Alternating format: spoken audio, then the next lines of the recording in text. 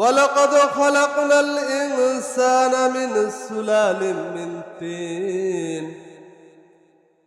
আমি মানুষকে সৃষ্টি করেছি মাটির নির্যাস থেকে। ও আমার প্রিয় ভাইয়েরা, মাটির নির্যাস থেকে কিভাবে আল্লাহ তাআলা আমাদেরকে সৃষ্টি করেছেন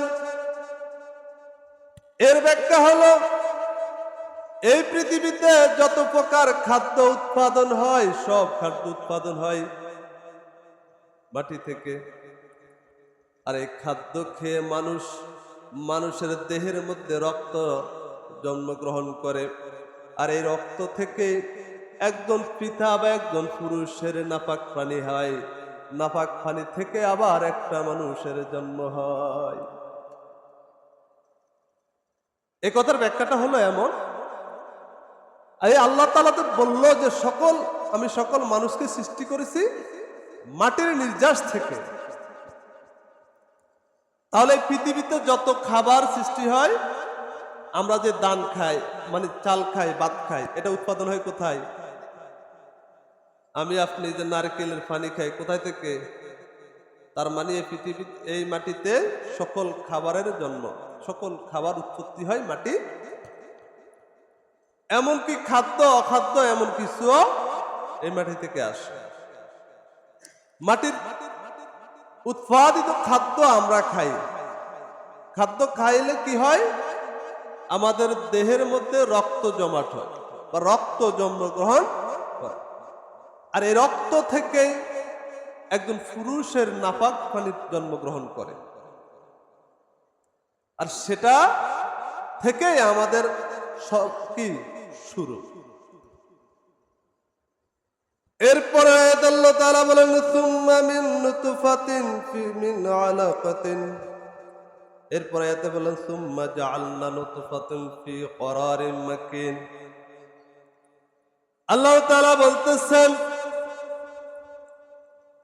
এই নাপাক পানিকে আমি আল্লাহ তাআলা একটি সুরক্ষিত স্থানে আমি সংরক্ষণ করি, যে স্থান থেকে আমাদের উৎপত্তি শুরু হয়।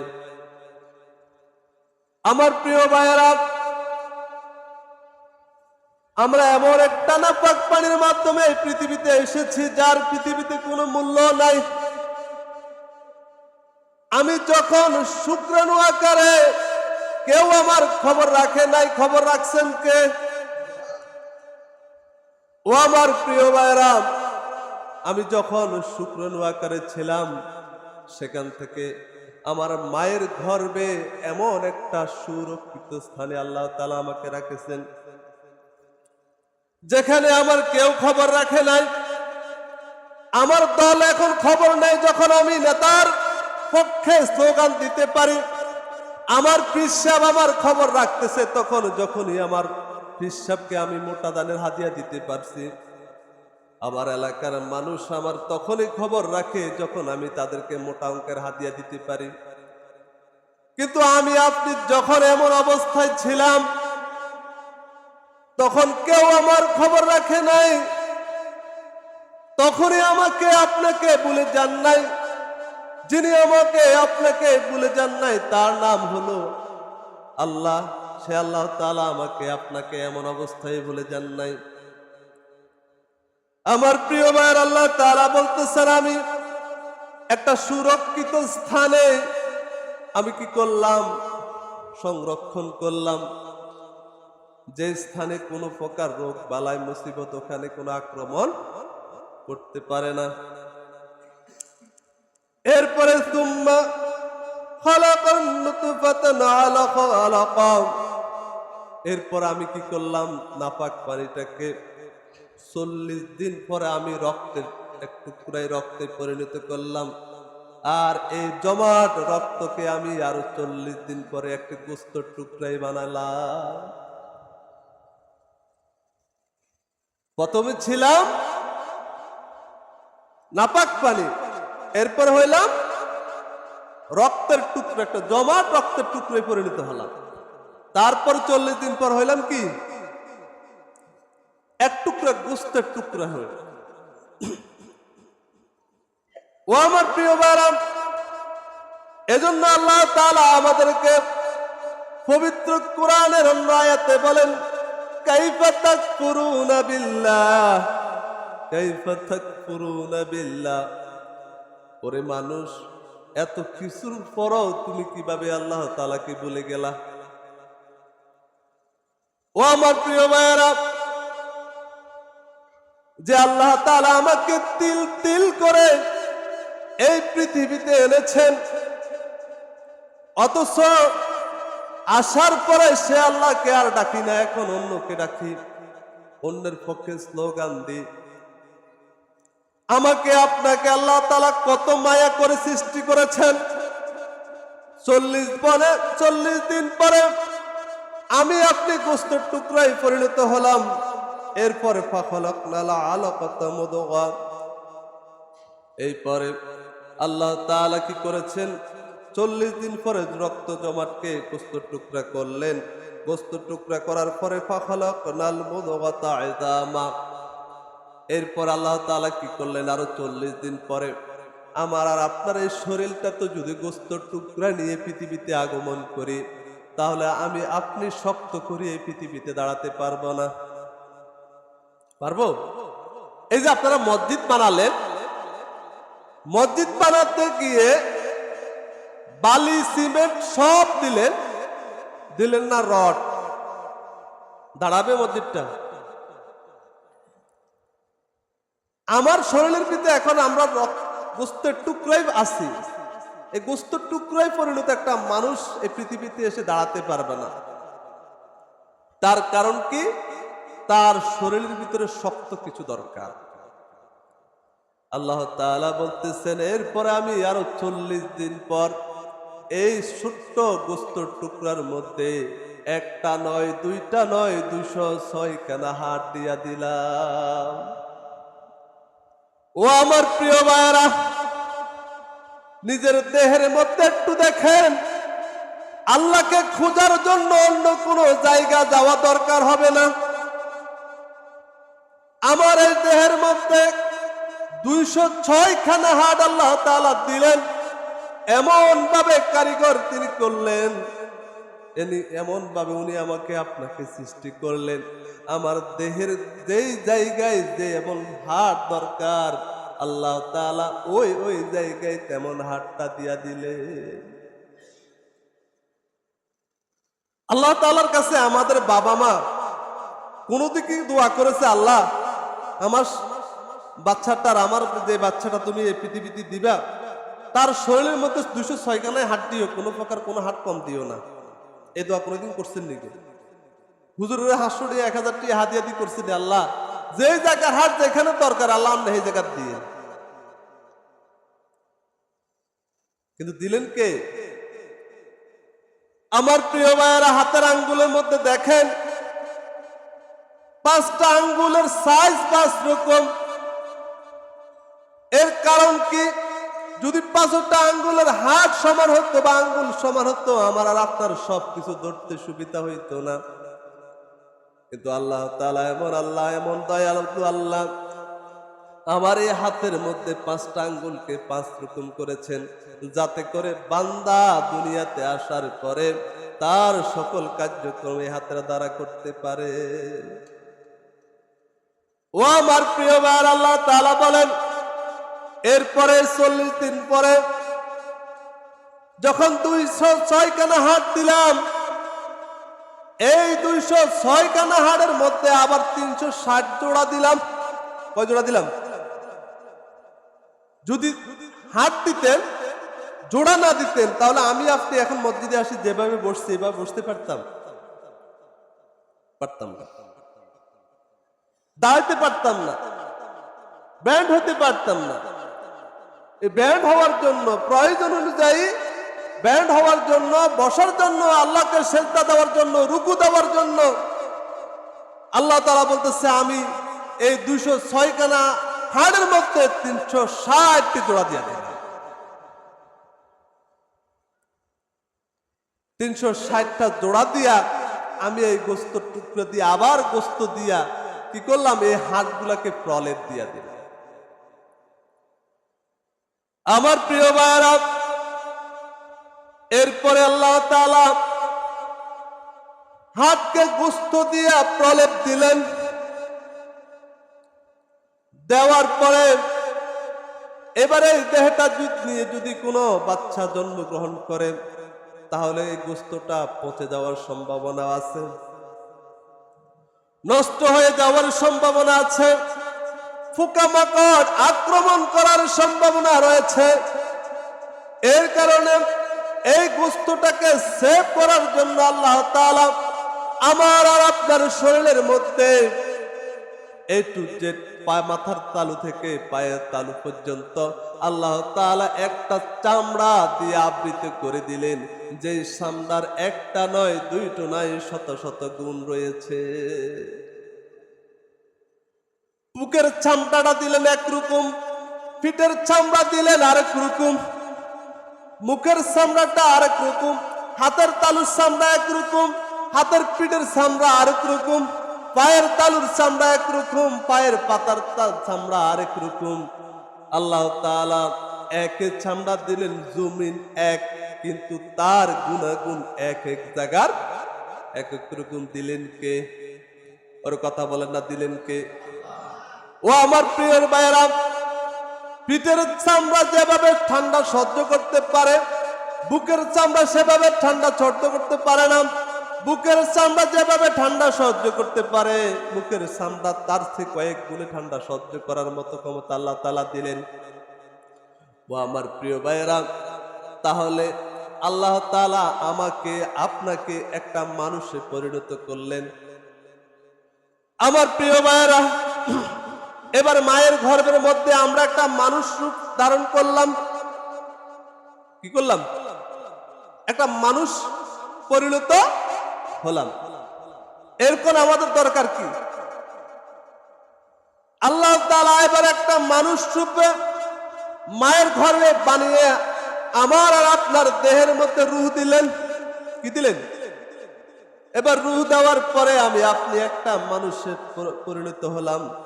এবার মায়ের গর্ভে আমাদের খাবারের প্রয়োজন। কি প্রয়োজন? আমার প্রিয় ভাইয়েরা, এবার খাবো কিভাবে?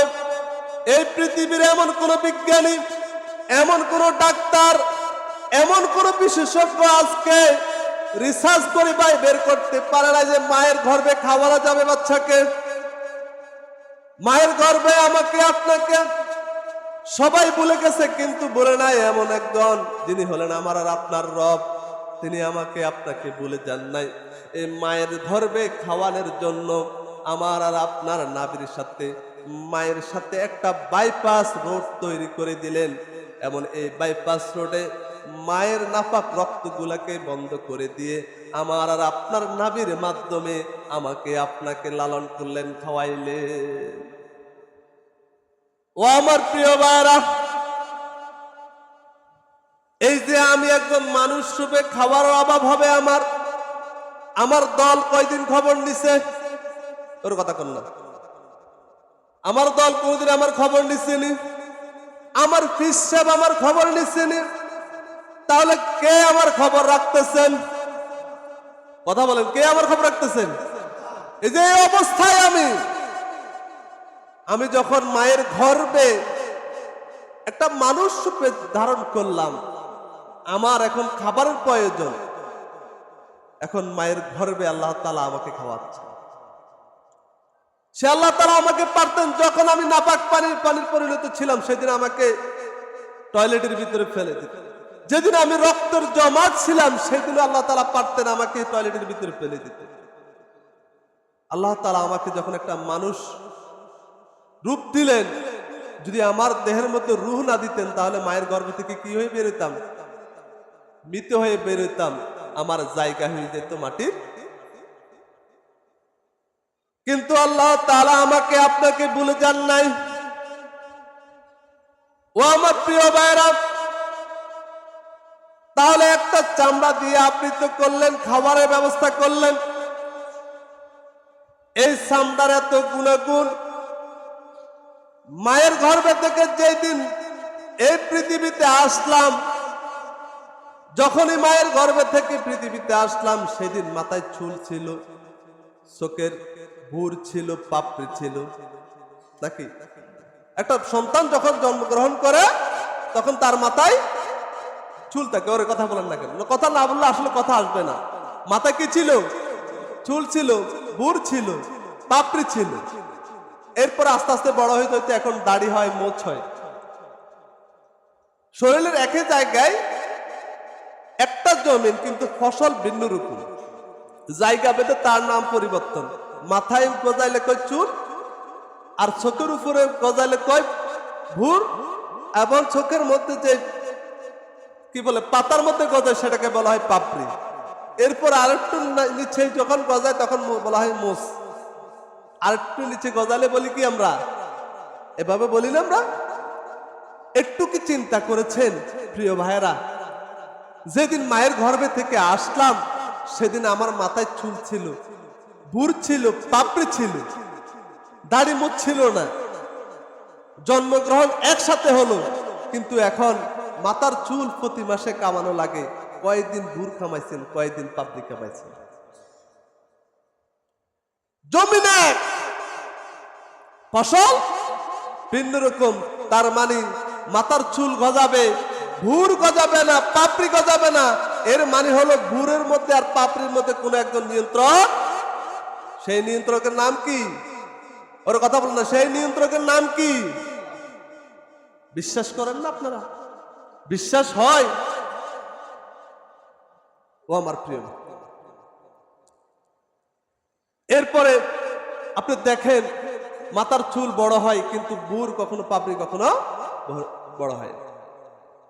আল্লাহ তাআলা মাথার চুলকে বলে দিলেন তুমি লম্বা হবে, ভুরকে বললেন কখনো তুমি লম্বা হবে না, পাপড়িকে বলে দিলেন তুমি কখনো লম্বা হবে না।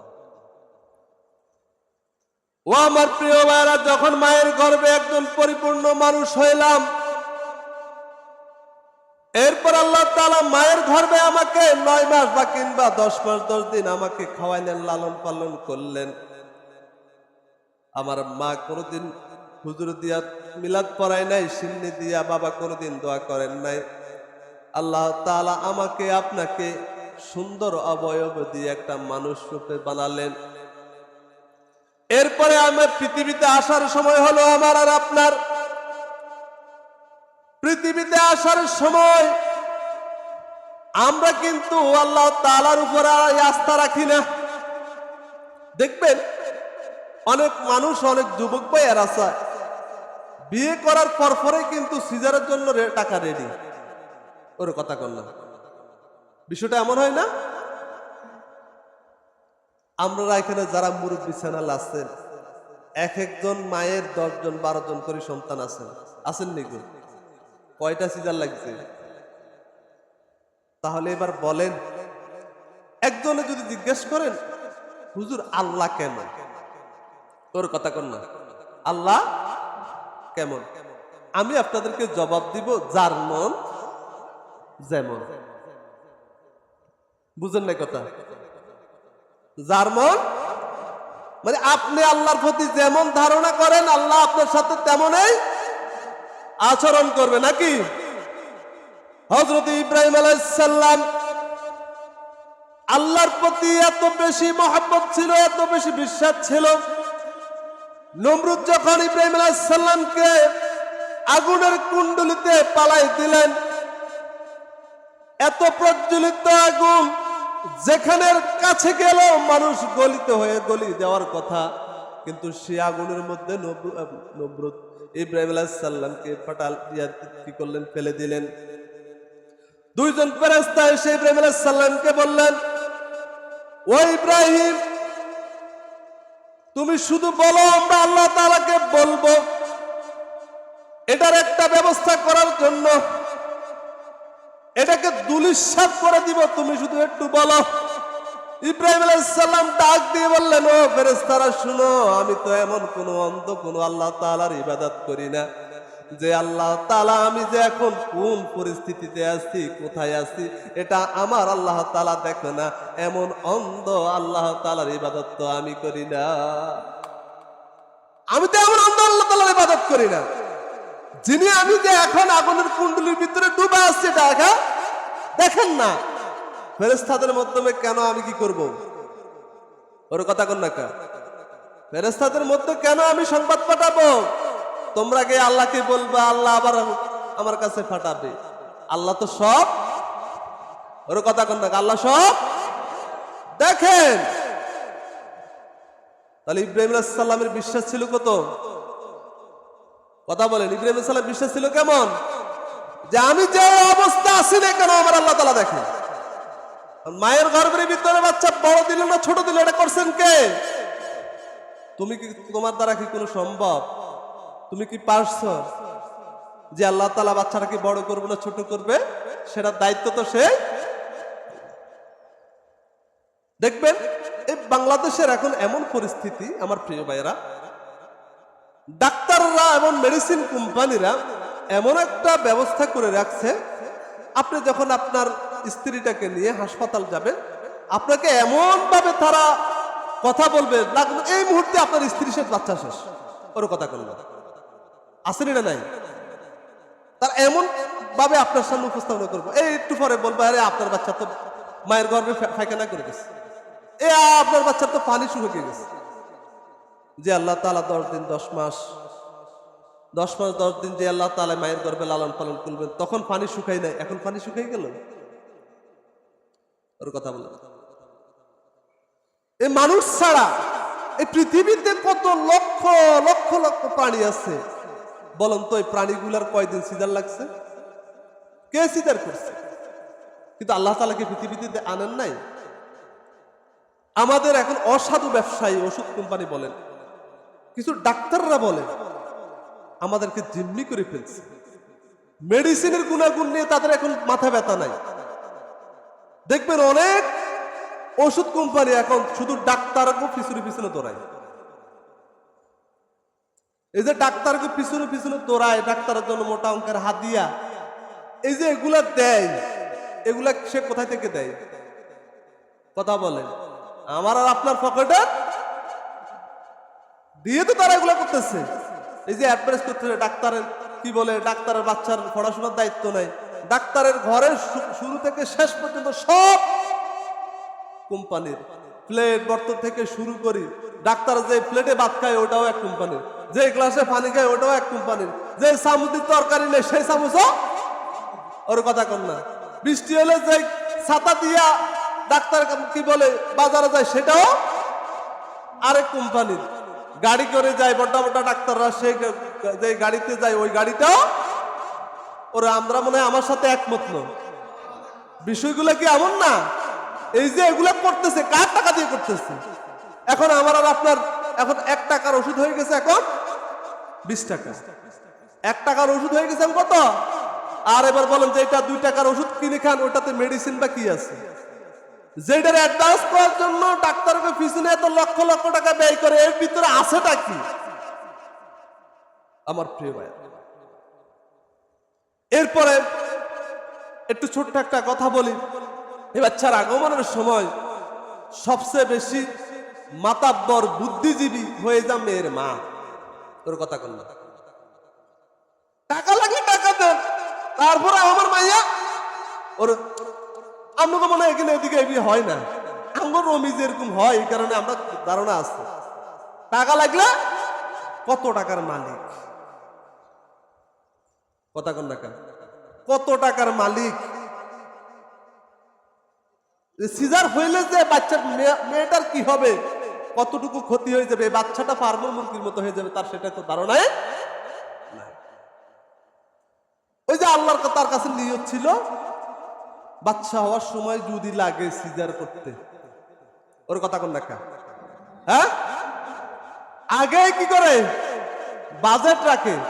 এখন আল্লাহর কথা হইছে, যেমন তুমি আমার সম্পর্কে ধারণা করছো, যেমন আমিও তোমার জন্য। ওর কথা কন না। তাহলে আল্লাহ কেমন, যার মনে, এটাই তো আমার প্রিয় ভাই। যদি আপনি ইয়াকিন করতেন আল্লাহ তাআলার উপরে, হযরত ইব্রাহিম আলাইহিস সালামের উপর মতো যদি এরকম ইয়াকিন করতেন যে আল্লাহ তাআলা 10 মাস 10 দিন লালন পালন করলো, সে আল্লাহ তাআলা পৃথিবীতে আপনাকে এ বাচ্চার মুখ দেখাতে পারে। কিন্তু আপনার ধারণা আল্লাহর উপরে আর থাকে হয়ে যায় হাসপাতালের উপরে না ডাক্তারের উপরে না কি বলে নার্সের উপরে একটা ধারণা আপনার হয়ে যায়। এখন আপনার ধারণা যেমন আল্লাহ আপনাকে। আমার প্রিয় ভাইয়েরা, এবার মায়ের গর্ভে থেকে পৃথিবীতে আসলাম। আসার পরে যখন নার্স আমার আর আপনার বাইপাস যে রুট ছিল যে মায়ের গর্ভে থেকে রেখেও আমাকে আপনাকে খাওয়াইছেন, এখন মায়ের গর্ভে থেকে যখন আসলাম দুনিয়াতে, আসার পরে যখন নার্স বাইপাস রোডটা কেটে দিল, এখন খাবারের প্রয়োজন। ওর কথা কন না, এখন কিসের প্রয়োজন? এই মায়ের গর্ভে থেকে আসা কোনো বাচ্চাকে আজ পর্যন্ত পৃথিবীর কোন ডাক্তার, কোন ইঞ্জিনিয়ার, কোন বিশেষজ্ঞ কি আবিষ্কার করেছে মায়ের গর্ভে থেকে আসার পরে বাচ্চার মুখে খাবার তুলে দিতে হবে, সেটা এই খাবার তাহলে এরকম আসেনি তো? তাহলে আমাকে আপনাকে যে আল্লাহ তাআলা মায়ের গর্ভে থেকে পৃথিবীতে আনবেন এবং আসার পরে আমার আর আপনার প্রয়োজন হলো খাবারের, এখন এই খাবার কোথায় পাবে?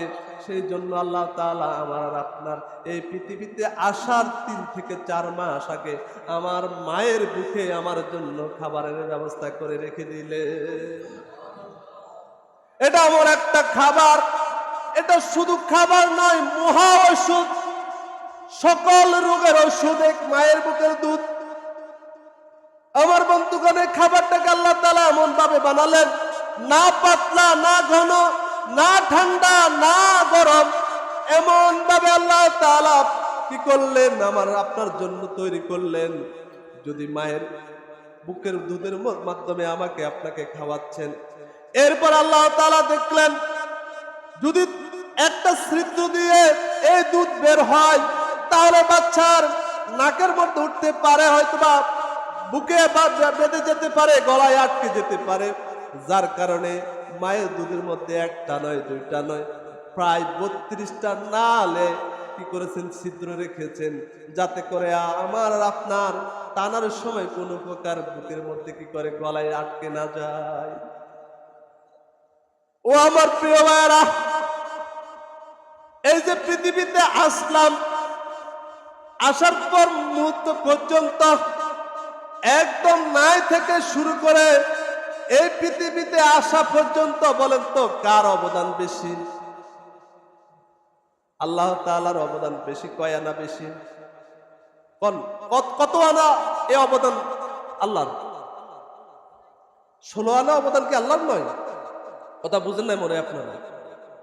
এই যে নাই থেকে একজন মানুষ রূপ ধারণ করলাম, এই পর্যন্ত পৃথিবীতে আসা পর্যন্ত এই 16 আনা অবদান কার? কথা বল, 16 আনা অবদান কার? তাহলে 16 আনা অবদান যদি আল্লাহর হয়, 16 আনা ইবাদত করবো কার? কোন পীর সাহেবের, কোন নেতার? এরপরও তো 16 আনা অবদান তো করেন না, বরং আল্লাহর বিরুদ্ধে গিয়ে মানুষগুলো স্লোগান দেয় যে আল্লাহ তাআলা সুন্দর একটা হাত দিলেন, মুখ দিলেন। আমার বন্ধুগণ, মায়ের গর্ভে যখন ছিলাম, আল্লাহ তো পারতেন এই নাপাক রক্তগুলাকে আমার আপনার মুখ দিয়ে খাওয়াইতেন, কিন্তু না, মায়ের গর্ভে থাকা কালীন আল্লাহ তাআলা আমাকে আমার মুখটাকে অপবিত্র করেন নাই, নাভির মাধ্যমে খাওয়াইছেন। কারণ হলো এই বান্দা যখন পৃথিবীতে আসবে, এই মুখ দিয়ে আমার আল্লাহ তাআলার গুণগান গাইবে, আমাকে ডাকবে, আমার কোরআনটাকে পড়বে, আমাকে সব সময় রাখবে। এখন এই পবিত্র মুখটাও তোর যে শব্দটা ডাকবে সেটা পবিত্র, আর ডাকার মাধ্যম যে মুখ, সেই মুখটাও পবিত্র হওয়া দরকার। আমার প্রিয় ভাইয়েরা, আল্লাহ তাআলা মায়ের গর্ভে আমাকে আপনাকে মুখটাকে পবিত্র রাখলেন। আজকে আমি আপনি পৃথিবীতে আসার পরে সেই মুখটাকে দিয়া থাকতো হালাল খাবার তো দূরের কথা, এখন অনেক হারাম খাবারও খাই। ওর কথা কোন না, যে মুখ দিয়ে আল্লাহ ডাকবেন, সুবহানাল্লাহ, আলহামদুলিল্লাহ বলবে, সেই মুখ দিয়ে চুপটান। ওর কথা কোন না, মারে না, মারেন না। যে মুখ দিয়ে আল্লাহ তাআলা জবান দিলেন সুবহানাল্লাহ, আলহামদুলিল্লাহ ডাকার জন্য, আল্লাহকে ডাকার জন্য, সেই জবান দিয়ে এখন আল্লাহর বিরুদ্ধে স্লোগান হয়। যদি জবানটা আপনার কেড়ে নিতে, একটা সুন্দর একটা মানুষ মাঝে মধ্যে বোবা ল্যাংরা অন্ধ ব্যক্তিকে দেখে একটু আল্লাহকে চিন্তা করবেন। একটা বোবার সকল পুরো শরীরটা সুইট, আল্লাহ তাআলা কোনো কান্তি কম রাখেন নাই, শুধু দেন না কি একটা জিনিস, ওর কথা বলেন না। একটু কি চিন্তা করেছেন আল্লাহ আমাকে তো পারত, এই যে আল্লাহর বিরুদ্ধে স্লোগানটা দিচ্ছেন, তখন তো আপনার স্মরণ করা দরকার ছিল যে আজকে যে স্লোগানটা আমি আল্লাহর বিরুদ্ধে দিচ্ছি, আমাকে আল্লাহ তাআলা জবাবটা তো না দিতে পারতেন। যে চোখ দিয়ে আজকে দেখতেছি, সত্যটা আজকে সত্য বলে স্বীকার করি না, কোরআনের পথে চলি না, হাদিসের পথে চলি না, চলি বিপথে, আল্লাহ তো আমাকে পারতেন চোখটা না দিতে। ও আমার প্রিয় ভাইয়েরা, যে পা দিয়ে আজকে হাঁটি হাঁটি স্লোগান দিই, যে হাত লাড়ালে আনে আজকে স্লোগান দিই, আল্লাহ তো পারতেন আমার একটা পা বিকলাঙ্গ করে দিতেন, আল্লাহ তো পারতেন আমার একটা হাত বিকলাঙ্গ করে দিতেন, কিন্তু আল্লাহ তাআলা আমাকে করেন নাই। আমাকে সুন্দর অবয়ব রূপ দিলেন, আমাকে সুন্দর শরীর দিলেন, কিন্তু আজকে সেই দেহটাকে কোরআনের বিরুদ্ধে, আল্লাহ তাআলার বিরুদ্ধে আমরা ব্যবহার করি। প্রিয় ভাইয়েরা, আমার আলোচনা প্রায় শেষ পর্যায়ে, আমি এতটুকু বলবো যে আল্লাহ তাআলা আমাকে আপনাকে নাই থেকে মানুষ রূপ ধারণ করলেন, বুদ্ধি দিলেন, চোখ দিলেন, আকল দিলেন, কথা বলার মতো সেই জবান দিলেন। যে আল্লাহ তাআলা আমাকে আপনাকে এত কিছু দান করলেন, তাহলে সেই আল্লাহ তাআলার ইবাদত করব যতক্ষণ পর্যন্ত আল্লাহ তাআলা এই দেহে রূহ রাখতেছে। রাজি আছেন সবাই? আর কারো ইবাদত করব না। কারণ যে পিসাবের এখন আমি হাদিয়া, মোটা মোটা অঙ্কের হাদিয়া দিলে পিসাব আমার খবর রাখে, নেতাকে যদি সাদা ভালো করে কালেকশন করে দিতে পারি, নেতা আমার খবর রাখে, কিন্তু আমি এমন অবস্থায় ছিলাম যে অবস্থায় আমাকে আল্লাহ তাআলা বলে যান নাই, অবশ্যই আমি মৃত্যু পর্যন্ত সে আল্লাহ তাআলার ইবাদত করব।